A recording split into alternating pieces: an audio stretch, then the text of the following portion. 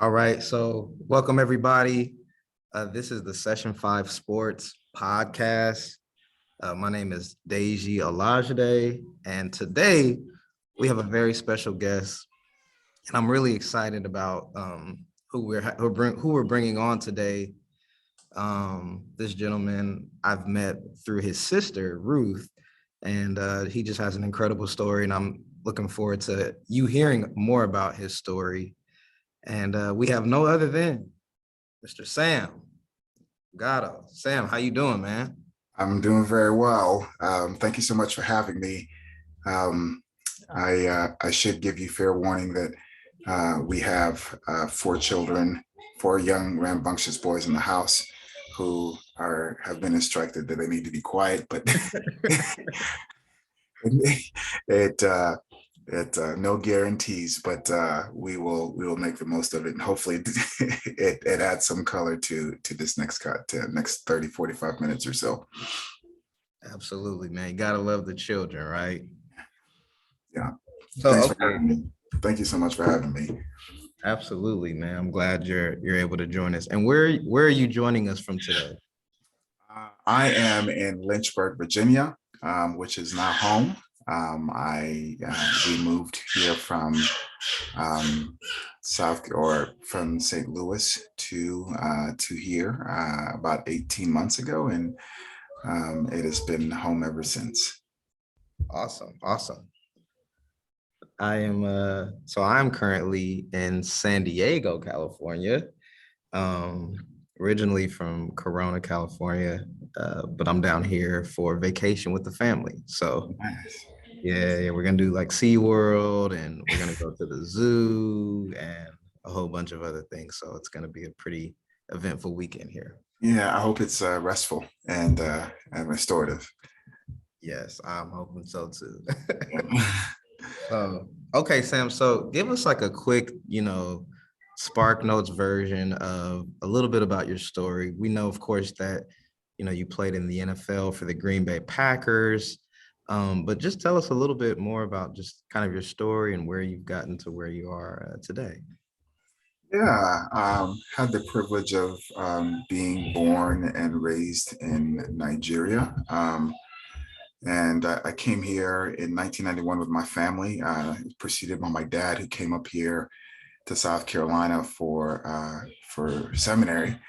Oh, And South Carolina was home for most of my youth. And in that time, developed a love for football and as well as a love for medicine. And so had the opportunity to play college football at Liberty here in Lynchburg, Virginia, which is really kind oh, of how the connection to this city started. And then after that, had a chance to play in the National Football League and did that for 6 years. And then after that time was over, I pursued the my initial passion more or less, and went to medical school and back in South Carolina, and then uh, went to residency in St. Louis for ear, nose, and throat surgery, and graduated in 2020 and moved here to Lynchburg, Virginia, to join a practice with my best friend, college roommate, um, and uh, and continue the work um, that really has been driving this whole story. So, hmm. um, Wow. So, so you went from Liberty to 6 years in the NFL, and you were a running back, right? I was a running back. I played mostly for the Packers, the Texans, and the Rams, but I played also for the Dolphins and the Kansas City Chiefs and the Tennessee Titans in between those major stints. Okay. Wow. I gotta ask you, man, because the Rams just won the Super Bowl. So being a part of those different clubs, um, what was your experience like, playing in the NFL? Yeah, the uh, it was a wonderful experience overall. which isn't to say that its ups and downs. It's a very hard life. Things can be uh, um, things can be really, really good in one moment and very difficult the next. So uh, I played for the Rams when they were in St. Louis, and this was in between their two Super Bowls, and those were some lean years, more or less. So weren't in terms of football, those were very difficult years. In terms of life, those were good years because I met my wife there, Oh, nice. and um, but it was a wonderful experience because it served a purpose. It was never intended to be the final destination. It was only intended to be a means to a wonderful means to an end, and it served its purpose. So therefore, it was an amazing experience. Now we hear a lot about guys, going into the NFL, and then once they're done playing, they have a very hard time kind of figuring out what's next, right? Like, what are they going to transition into? Who are they? All kind of questions come up. I mean, I remember when I played college football at Azusa Pacific University, man, when I was done with that senior season, I was like, dude, what the heck am I supposed to do without having like team meetings and a scheduled itinerary and knowing exactly what I'm going to eat, where I'm going to be at 3 o'clock so talk to us about that transition for you of being an athlete and having that way of life and then transitioning now into the medical field. Yeah, that was a fairly easy transition for me. Which isn't to say that there weren't some moments that were hard. And I think the reason why that transition was a little smoother for me was because the groundwork for that transition was laid years before that. Um, um, and I guess I've always, I guess looking back, some people kind of have their sights set in the now. And some people kind of have their sights set in the future. I guess you could call them somewhat visionaries. I guess that's a good side of it. And I think I've always seen myself as always kind of looking into the future. And it's funny. I hope this doesn't get too existential, but I think my biggest struggle is just kind of living in the moment. But I'm always kind of looking off into the future as to what can be and how it can be better. And so I think from an early age, I was always, I saw myself, I dreamed, I guess, of being a physician, and I dreamed of playing in the National Football League, but I knowing full well that was never going to be that could never be something that I could hold on to.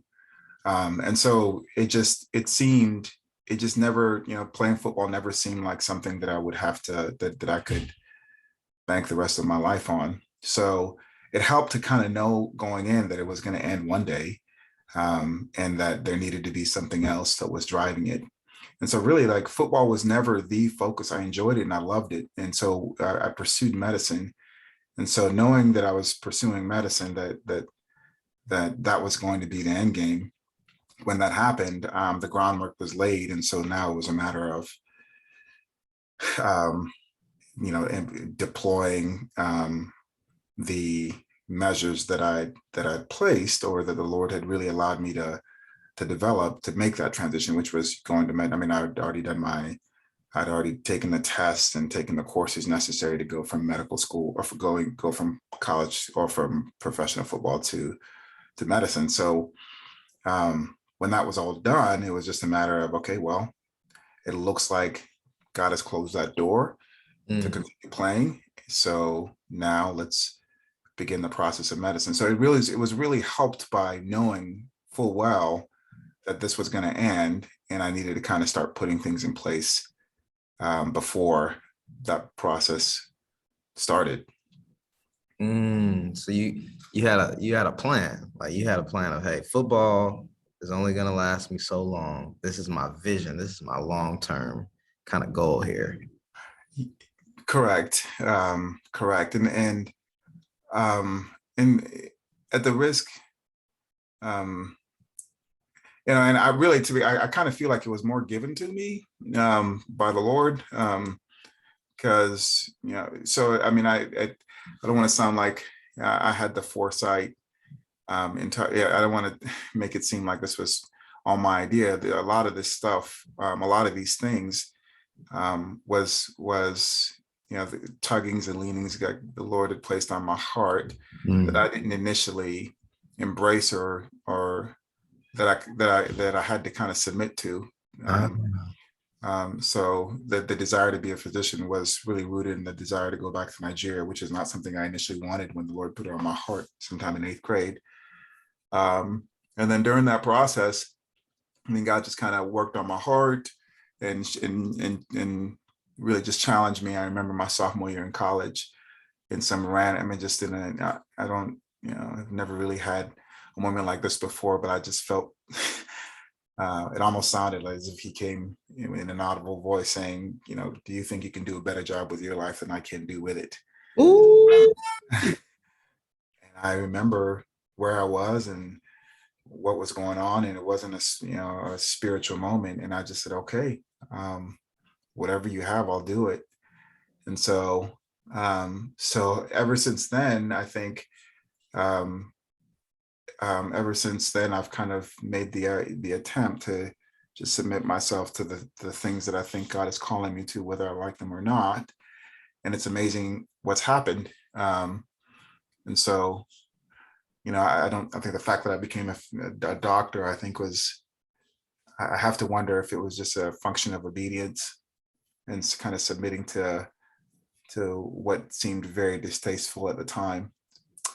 So I don't know if that was a very good a response to the answer, but to the Yeah. question. But yeah. So I think God had laid a lot of things in my heart that I had to kind of submit to, and I think that initiated the process that really helped the transition from NFL to med school. Wow. I being a fellow Nigerian, I know a lot of times, sometimes I hear stories about my friends or others where there's this pressure or demand from, your parents to pursue, say, medical school. Like I remember growing up hearing guys and their parents saying, you must be doctor, you have to be lawyer, you have to be an engineer, like, and it's like this, in a very good way, sometimes they push us towards, some of these careers. But it sounds like for you, it was more of like God was calling you saying, hey, Sam, I'm giving you this vision of like, I want you to pursue this profession so that you can do work in Nigeria and elsewhere. Yeah, that's a good that's a good summary. My parents, by the grace of God, never had expectations for us in terms of occupation. My parents' focus on us was mostly the type of people we were. And that was always just stressed. And to this day, I don't think my father could care less that I'm a doctor, and my parents could care less that I'm a doctor. I think they've always just wanted their children to love the Lord and serve Him. But it's interesting. It's only been later in life that I've realized, when the desire to become a physician did not necessarily. When that happened, I did not make the connection. So I guess I felt like the Lord was calling me to the missionary life, more or less. I don't like using that term, but I felt like that tugging and that onus in 8th grade. And I remember thinking to myself, why would I go back? Like, parents fought so hard to bring us back, bring us here and take us out of that. And so I always felt like there was just like this nudging that's what was intended or whatever. But the desire to be a doctor didn't come until my sophomore year in high school. And I never made the connection that it would be, or I did not make the connection until later in life that those two urgings were connected, that those both were placed in my heart by the Lord. And so at that time, I mean, I just thought, I think I can be a doctor, and it's a great profession, and it's consistent with who I am. But thankfully, mom and dad never put that on us and said that they expected us to do that. They just wanted us to be the best that we were at whatever we chose to do and to serve the Lord in it. That's And then good. it wasn't until probably my sophomore year in high school when the Lord just cut me, not high school, but college, when he was just, when he said, hey, do you think you can do a better job with your life than I can with it, that it began to, the pieces started to come together, like, oh, okay, is this the capacity that you want me to do this? And he's been slowly revealing it ever since. Nice. So catching up to speed now with where you're at now. So you got 4 kids, you're married, and you're a practicing physician. I think you mentioned ears, nose, and throat. Yeah. So just give us a snapshot for those who may not necessarily know what it is to be a doctor. Like, what's a typical day in the life of Sam as a doctor? Yeah. So that is a good question. I think a typical day a typical day starts at 4:30 in the morning, and I spend some time to myself in meditation, and then I do some exercises of some type, and then I am in work if I'm operating that day at 7:30.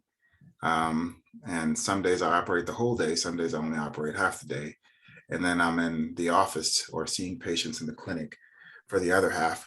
And so when I see patients in the clinic, that usually starts at 8:30, and I do that till about 4 or 5 o'clock. In between that, having meetings regarding our nonprofit, the Jonah Inheritance, um, um, and things related to my role in our practice outside of seeing patients. And then around 5 to 6 o'clock, I come home. We have obviously dinner with the family, and then it's between. Then it's my duty and responsibility, I guess, to help clean up, and then put the boys down, and that's it. But my day to day is I'm doing surgeries, and I'm seeing patients and helping them essentially solve the issues that bring them. They're taking care of the patient, and oftentimes that means taking care of their medical condition. But I'm finding that it's really more relationship building and just meeting people's needs. And sometimes you have to do that through taking care of their physical problems. But it's, Yeah, that's good, man. I know when we read the scriptures, we see Jesus doing that a lot, like healing people physically. How there was also a spiritual, healing and connection that was taking place through that relationship. Correct. Sam, you mentioned something, man. We'll probably have to bring you back for like a part 2 of this, because we can talk about the Jonah Inheritance for like an hour in and of itself. But really quickly, I just want to let our listeners know about the work you're doing there. So can you just tell us, what the Jonah Inheritance is, and if people are interested, where they can find out more information about it?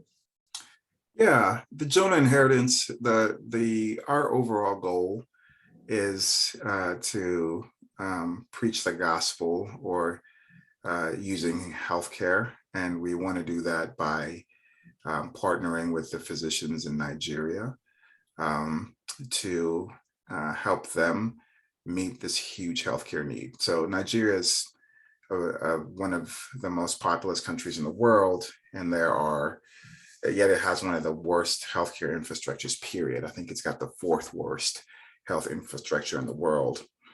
And so there's a huge gap between the population and how the country as a whole is able to actually meet the healthcare needs. And so we think that by investing in the Nigerian physicians, and that they are best equipped to kind of solve these problems and overcome some of these hurdles.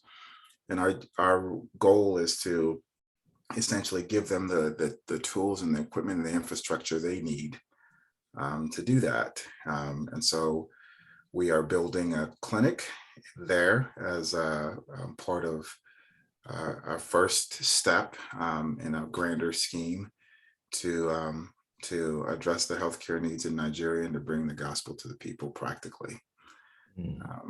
So anyone interested, we can go to our website at thejonahinheritance.org. JonahInheritance.org. That's awesome, man. I'm planning to go to Nigeria this December. Lagos, that's where my family's from, is Lagos, Nigeria. So I hope to be able to visit the compound down there because my dad, he's building a church, and they do a lot of medical missions where they do eye surgeries for people like with cataracts and stuff like that. So that's awesome, man. Being able to give back to our home country, I'm all for that. Yeah, that's amazing. It sounds like your family is just doing what we're hoping to do. So I hope you enjoy your time in December. Yeah. So, okay. And a lot of our listeners as well are former athletes, are current athletes. Maybe they're in college or playing professionally. And I'm a big believer that some of the wisdom and experience from people that have gone before you can help propel you to where you want to go for where you're currently at. So having, had some experience both professionally as a doctor and athletically as an NFL player and as a college athlete, what is something that you've learned throughout these experiences that you wish somebody would have told you when you were, in that stage of, early 20s or just a younger athlete? What's something you wish somebody would have told you? I hate to, that's a great question. And I've thought long and hard about that. But I would say that there's the things that I wish someone would have told me. I'm glad somebody or that I wish I'd have known. I think somebody did tell me, and I did by the grace of God, not through anything that I had, not through my own willpower, more or less, but just God having the right people in my life to help me do those things, even when it didn't seem like even when I couldn't see its value. And I think I've kind of referenced it but the thing that I wish that I'd want others to know and glean early as first of all, that sports is a wonderful, wonderful tool. It's a great vehicle, but it's a vehicle. It's a car, and God is, to be able to play sports and be able to do it well is a gift that you did not earn. And no matter how hard you work, there are things that your genetics and your ability to respond to that hard work and being strong or fast enough to be able to develop your skills to a point where any professional society want to use your services. Yeah, you had a component to it, but there are a lot of things that you didn't bring to the table. Your parents did, others did, God did by giving you those skills. But it's just a vehicle. It can only get you somewhere, and the cars make bad homes. They're not necessarily the best place to live your life. They're the best place, they're best used to get you from where you are to a place that's much better suited for living. And sports will end, and so I had the benefit of having someone just, encourage me along the process of having some vision as to what I wanted to spend the rest of my life doing. And that is, if there's anything that I'd want people to know who are playing sports, is to begin to really identify that now.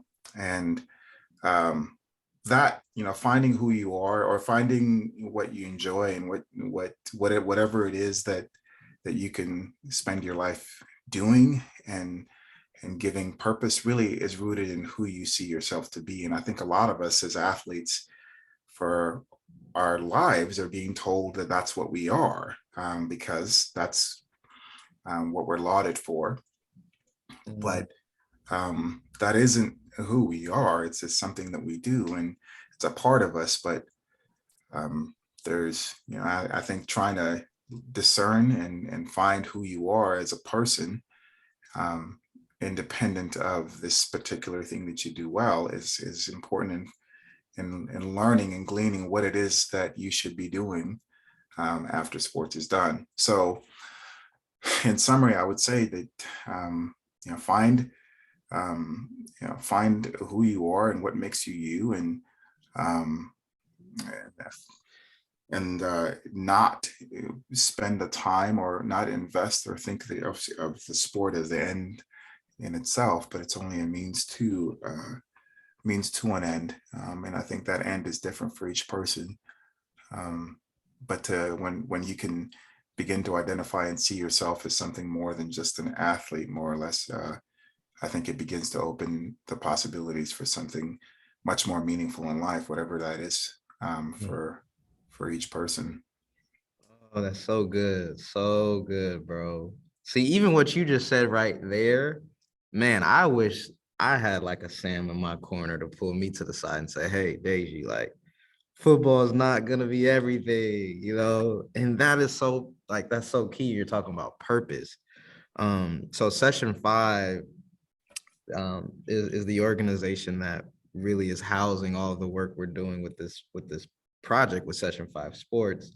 And our leader and founder, John DeCure, really his mantra is for people to find their purpose, to map it out, and then to be able to act on it, to put those action steps towards it. And I don't know, I can speak for myself, but there's so many athletes I find that they believe their purpose, their sole existence on this earth is just to catch and run, or to kick the ball, or whatever their sport is. But I love how you're saying, like, no, it's like building that vision in them and seeing yourself way beyond just those years that you're going to be playing on the field or on the court, which is so key, man. I love that.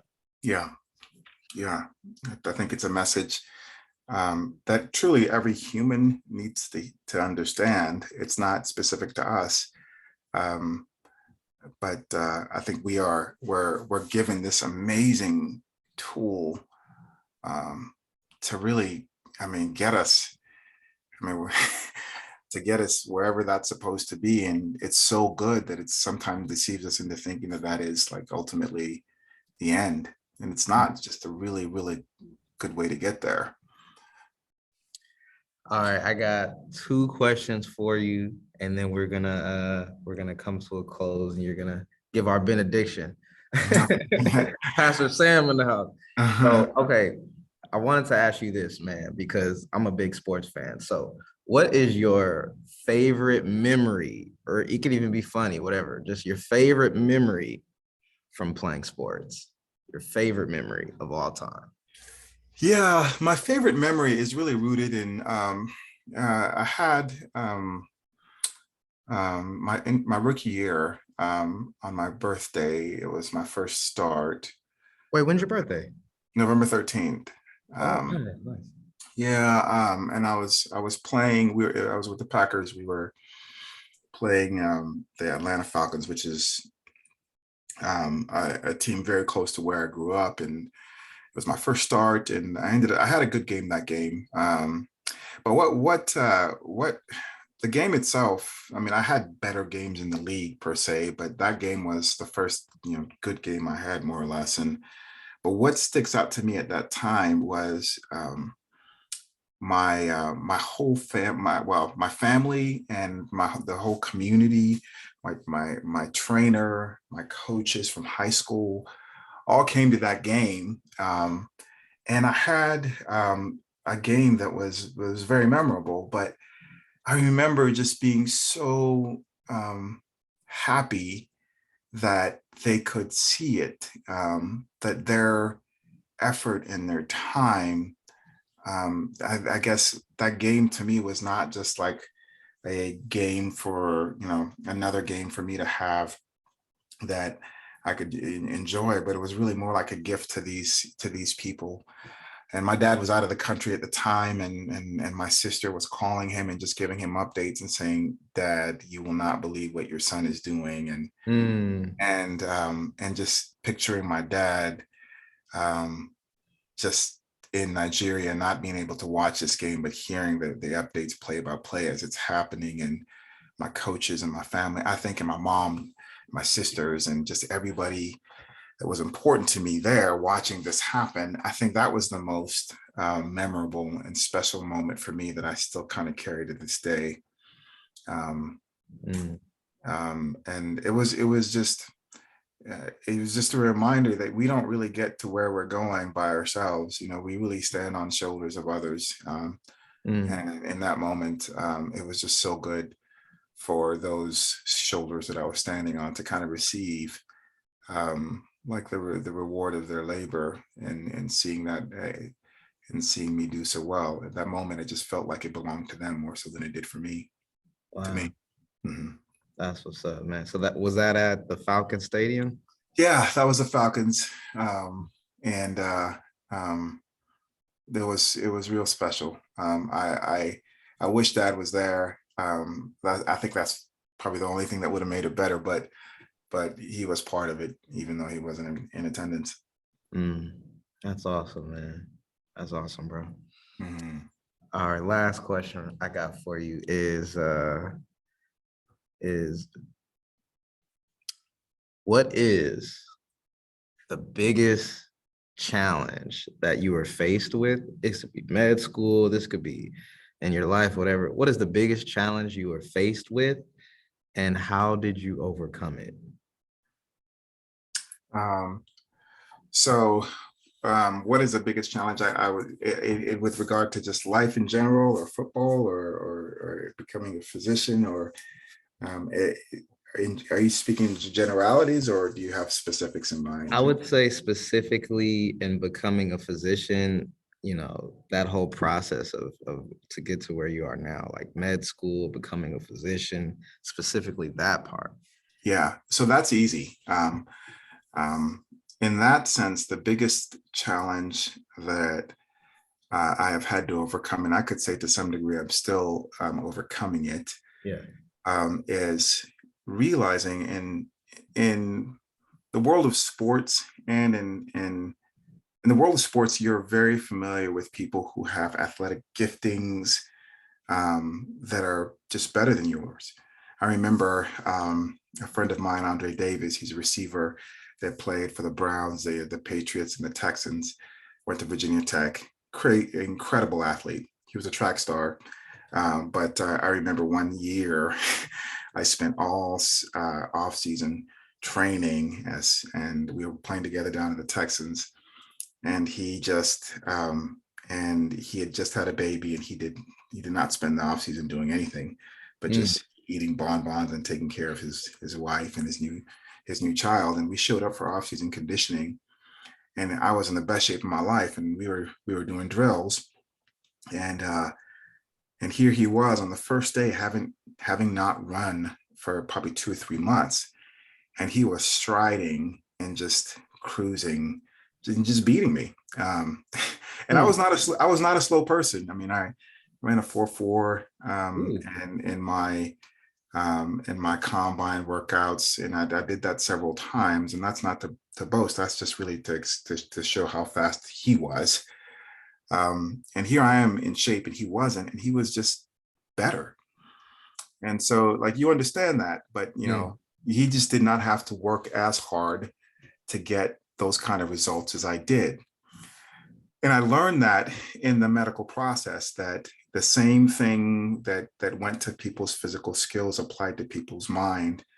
And Mm. as much as I was a hard worker and studious, there were just people in medical school and residency that had a mind that was just profound. Wow. And so being, I had to often tell myself that that God's purposes for me were not rooted in what I could or could not do. That He would be the person. Like, it was ultimately up to Him to open doors, and it wasn't going to be whether, how smart I was or how skilled I was in the operating room. What He required from me was just being faithful, and being obedient and being diligent. And so He would open the doors necessary.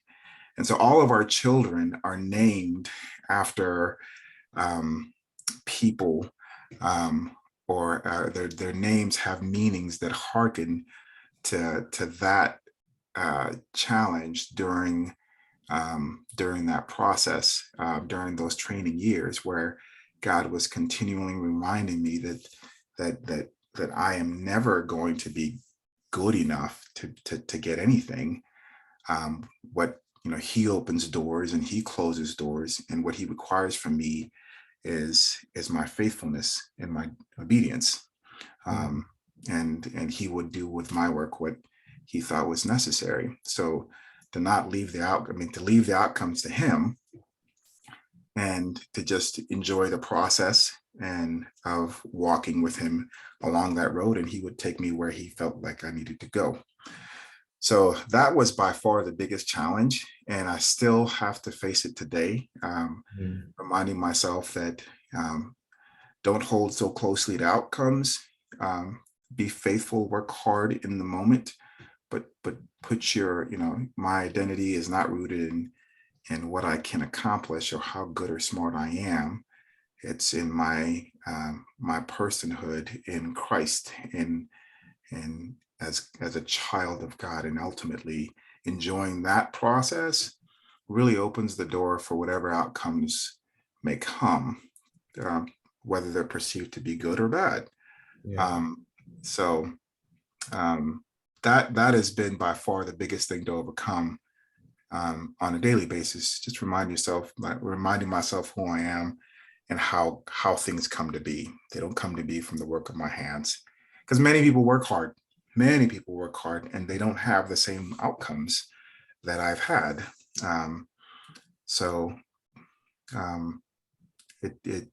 It does, bring me to a place of humility, or keeps me in a place that reminds me to stay humble. Yeah. So good, man. So good. Sam, brother, man, you have blessed us today, man. I really appreciate you sharing your heart and giving us what I believe is a kingdom mindset on how to pursue this thing we call life, right? And man, it's been such a blessing just having you on today. Is there anything you want to share as we close, and just closing statements? Yeah. Well, thank you for finding my story of interest, and for giving me the platform to share it.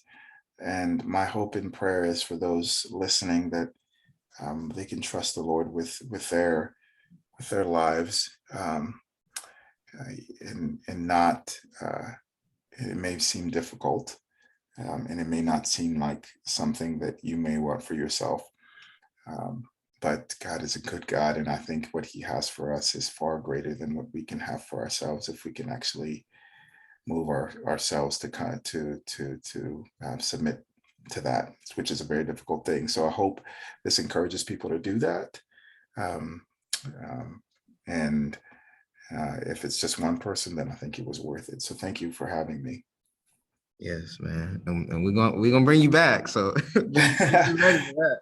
So, all right, man. We'll have a great day again. This is the Session 5 Sports Podcast, where we're helping athletes find their greatness in and out of their sport. And remember, find your purpose, map it out, and act on it. All right. Take care.